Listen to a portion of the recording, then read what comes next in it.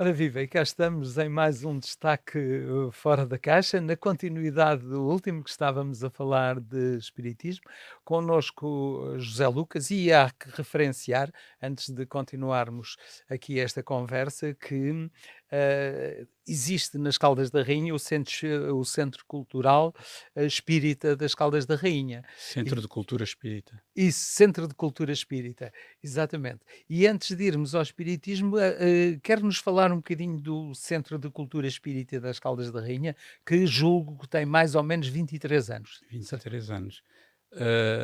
Antes de mais, lembrei-me agora de um pormenor que é muito importante. É explicar às pessoas que um centro espírita e um espírita jamais, seja por que razão for, cobra dinheiro ou aceita dinheiro. Portanto, aliás, são os bons espíritos que orientam a humanidade nesse sentido. Que cada um de nós tenha a sua profissão, seja ela qual for na sociedade, contribuindo para a evolução social, e nas horas vagas, gratuitamente, por amor ao próximo, praticar o espiritismo caso queira, né? Ok. Dentro das suas possibilidades. Portanto, o Centro de Cultura Espírita é uma associação de Caldas da Rainha, há uma outra associação cultural espírita, há dois centros de momento nas Caldas que eu conheço, que não são rivais, Claro, e complementam-se como provavelmente. cada um faz as suas tarefas. O Centro de Cultura Espírita é uma associação cultural como outra qualquer. Uhum. Só que em vez de jogar matraquilhos ou snooker, fazemos vários tipos de atividades. Temos atividades filantrópicas, como ajuda social, uma vez por mês, portanto, para famílias mais carenciadas. Temos atividades com crianças, temos grupos de estudo internos, quer do espiritismo, quer da mediunidade, gratuitos. Todas as nossas atividades são gratuitas. Nós não aceitamos donativos em dinheiro, só aceitamos 1 quilo de arroz, um pacote de leite, para dar às pessoas mais necessitadas. Temos palestras às sextas-feiras, palestras públicas abertas a qualquer pessoa, com debate. Temos a bioenergia, que é o passe espírita, que é uma espécie de limpeza da aura, né, Uhum. da pessoa, aliviando, vá lá, das suas cargas energéticas. E depois temos o atendimento em privado, que é se alguém quiser conversar connosco, pedir ajuda espiritual ou esclarecer, para não estar a falar em público Claro. das suas problemáticas, também temos esse espaço.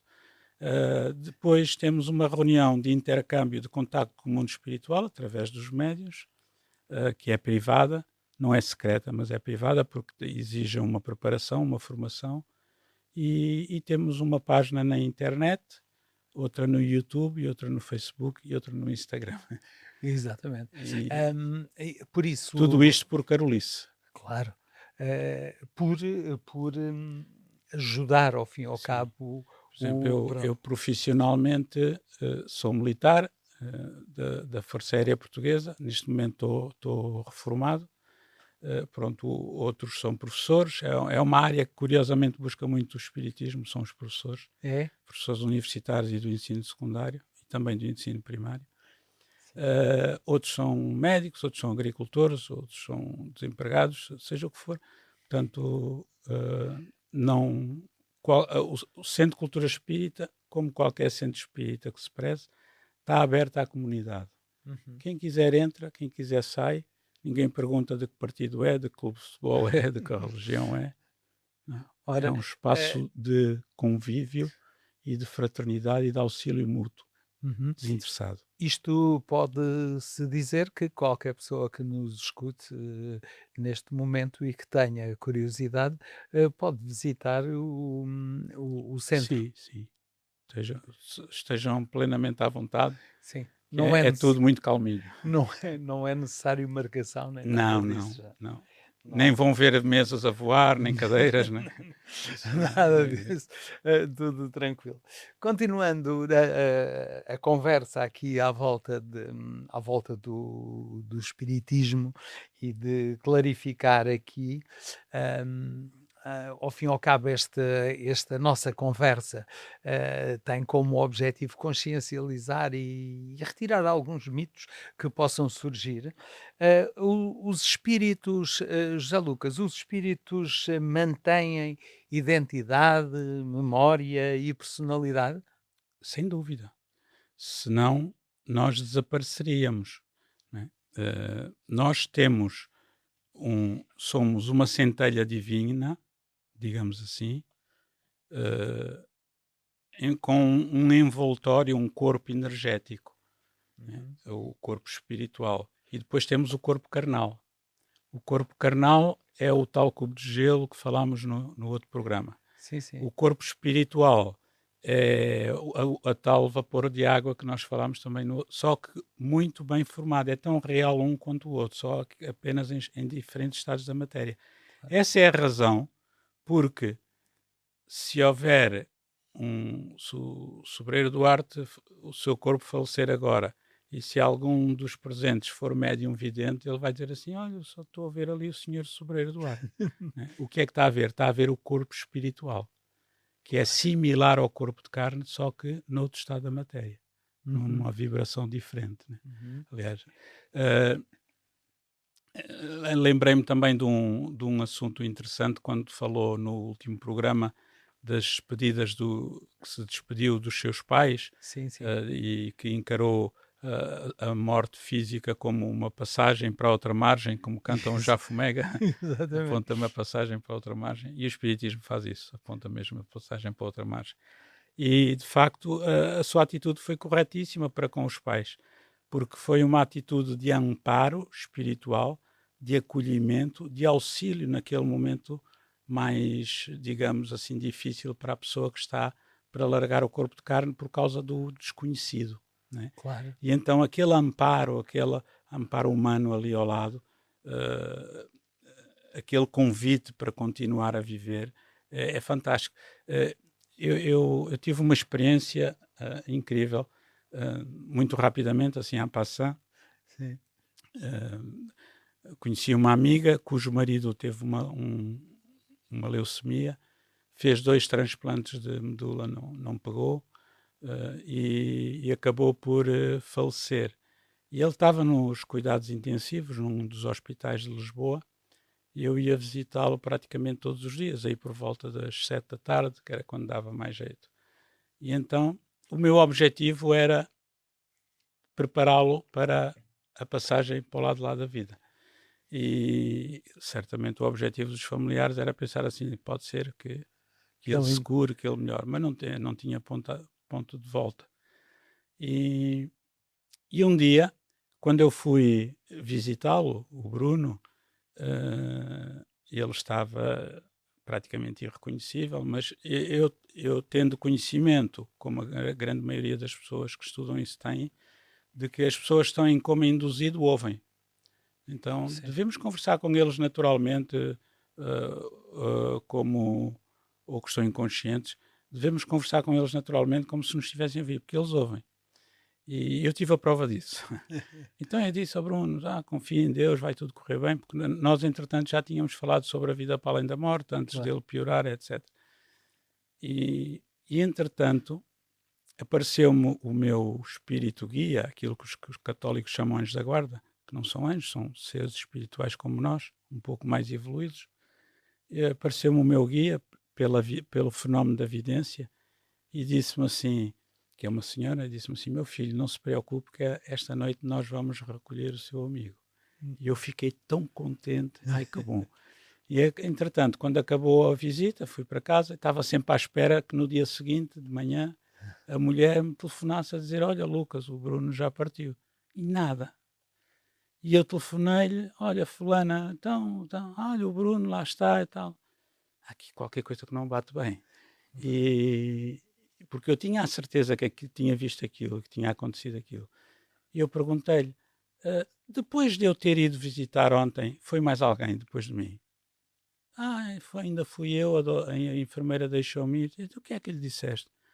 O Lucas disse-lhe o normal: vá, luta, não desistas. E manda dizer: opa, por amor de Deus, não faças isso. E expliquei-lhe o que tinha acontecido. Vai já lá e vai-lhe dizer: Bruno, vai-te embora, parte, nós ficamos com a casa paga, os filhos ficam bem, eu fico bem, está tudo bem. Então, ela foi fazer isso e passado 2 horas ele faleceu. Isto é impressionante, porque até para morrer nós dependemos das ordens das mulheres. Achei isso uma delícia. Curioso. Sem dúvida, porque aqui e na experiência que acaba de partilhar e na minha experiência de partida, tanto do meu pai como da minha mãe, há uma coisa que foi curioso e que eu até não percebendo bem, fiquei quase que com uma frieza, que foi no momento em que eu recebi a notícia que eles tinham partido, eu senti um alívio interno. Ah, eu, na altura, eu pensei, isto é uma frieza, não se pode sentir, mas eu senti esse alívio. Senti que tinha havido uma partida e que efetivamente, e eu até disse, segue a tua vida. Uhum. Não é? Não sei É se o isto. sentido do dever cumprido. E quando nós saímos do corpo equilibrados bem, nós somos recebidos pelos nossos anjos da guarda, entre aspas, pelos nossos guias espirituais, que nos vêm buscar, levam aquela pessoa recém-falecida, geralmente adormecida, para hospitais no mundo espiritual, onde eles vão recuperar até que despertem, passado X tempo. E é essa sensação de paz, de serenidade, de Sim, tranquilidade sim, sim, sim. que reflete o estado de alma do espírito recém-falecido, Uhum.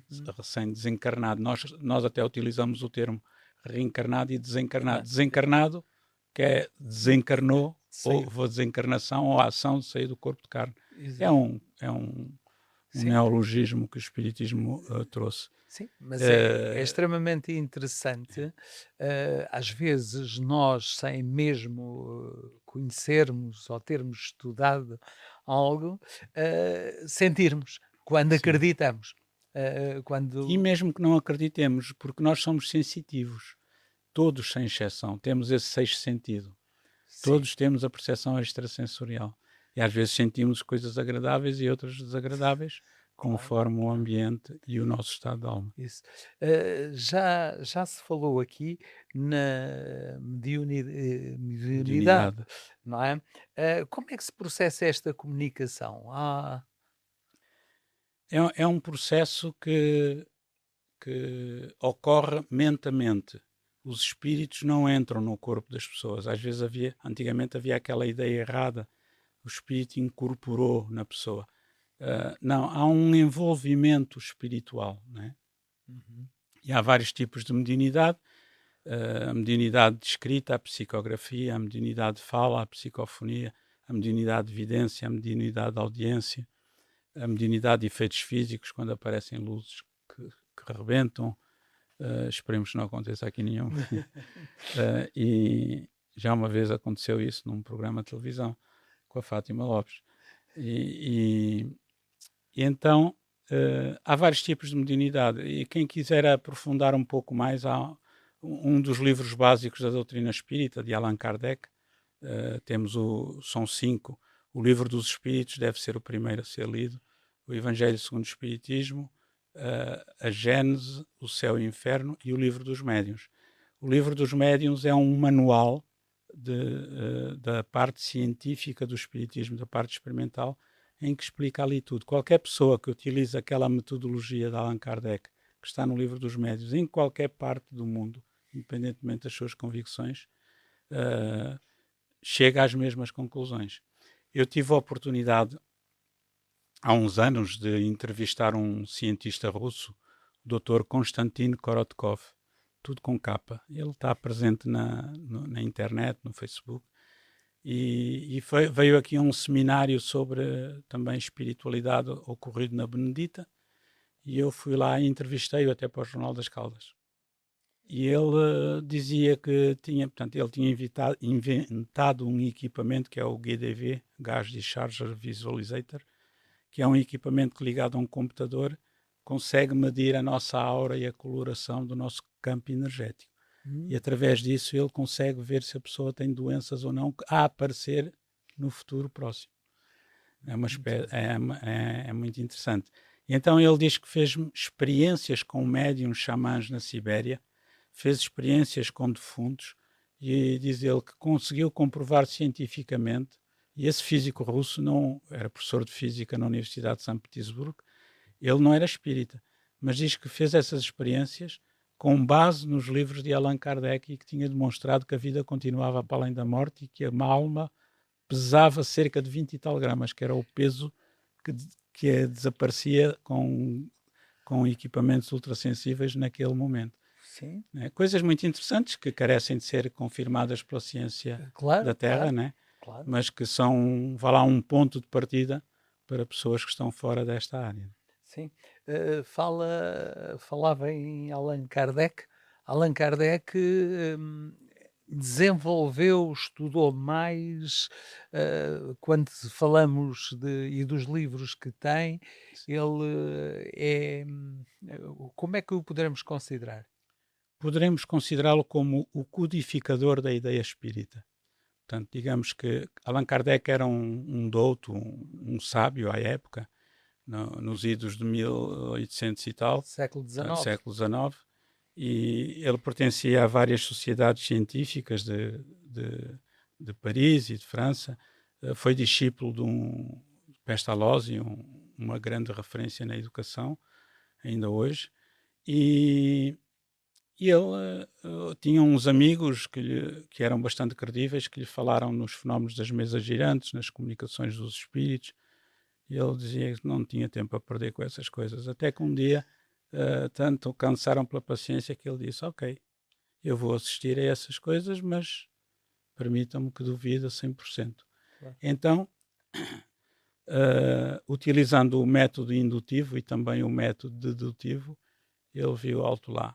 Através das mesas girantes, a mesa não tem sistema nervoso, não tem cérebro, não pode dar respostas inteligentes. Portanto, por trás de um facto inteligente, tem de estar uma causa inteligente. E foi pesquisar. E foi ele que pesquisou comunicações de mais de 1000 grupos espíritas de todo o mundo, principalmente da Europa, mas também da América. E cruzando essas informações, coligiu esses livros. O livro dos Espíritos é fantástico para quem quiser ler, que leia com um espírito crítico. Tem 1019 perguntas e respostas, algumas das quais já o senhor me fez aqui, e que eu convido quem tiver interesse que leia em primeiro lugar, porque de facto esse livro mudou a minha vida por completo, para melhor. Sim, eu até tenho aqui uma frase que é de Allan Kardec, que é: fé inabalável só é o que pode encarar frente a frente a razão, em todas as épocas da humanidade. Sem dúvida. O Espiritismo convida-nos a ter a fé raciocinada. Sim, sim. Não é? Às vezes há pessoas que me perguntam assim, mas tu não acreditas nessas coisas? Eu digo-lhes logo, desconcertantemente, não. Então, mas não és espírita? Sou. E não acreditas? Não. Eu sei. Eu tenho a certeza. Mas não tenho a certeza porque sou melhor que os outros, XPTO. Não, é porque estudo, pesquiso, Claro. informo, vejo estudos de grandes cientistas desde desde 1857 até aos dias de hoje. Repare, Sobreiro Duarte, ainda agora no dia 31 de março, saiu uma nota à imprensa em Portugal de uma pesquisa científica luso-brasileira sobre a mediunidade do maior médium de sempre que viveu no Brasil, Francisco Cândido Xavier. Né? Chico Xavier. Portanto, onde foi pesquisada de uma maneira científica rigorosa uma conversa gravada em áudio entre Chico Xavier e o então presidente da Federação Espírita Portuguesa, o Tenente da Marinha, Isidoro Duarte Santos, que em 1955 foi visitar o Brasil e lembraram-se de gravar essa conversa. E onde ele relata que estava a haver ali à frente pessoas, umas falecidas, outras ainda no corpo de carne, algumas que ninguém conhecia, só se descobriram atualmente em pleno século XXI, é que se confirmou esse caso, né? E essa pesquisa luso-brasileira, com o suporte da Universidade, do Núcleo de pesquisa em espiritualidade e saúde da Universidade de Juiz de Fora, no Brasil. Portanto, foi uma pesquisa orientada pelo professor Dr. Alexander Moreira Almeida, que é a maior autoridade a nível mundial neste momento na área do cruzamento da informação entre a ciência e espiritualidade. E esse estudo saiu na revista Explorer, que é uma revista científica, Claro. atestando a veracidade dos fenómenos mediúnicos, isto é, a comunicabilidade dos espíritos e, como tal, a imortalidade da alma. Coisas que já foram comprovadas em 1857. Sim, sim, é extremamente interessante. Eu tenho uma curiosidade relativamente ao José Lucas, que daí a pouco e convidavam, porque o nosso tempo vai andando, não para, não é? Eu convidava a ficar connosco numa próxima emissão para falarmos um bocadinho como é que o José Lucas entra no espiritismo, se aceitar. Com certeza, com todo o gosto. Sim, senhor. Falar Então, deste assunto para mim é um privilégio. muito obrigado a todos por estarem aqui conosco. Voltaremos brevemente, já na próxima edição, para compreendermos como é que José Lucas aparece, como é que o espiritismo aparece na vida dele, ou como é que o José Lucas aparece no espiritismo. É isso que nós vamos ver e ouvir na próxima edição. Então, até já.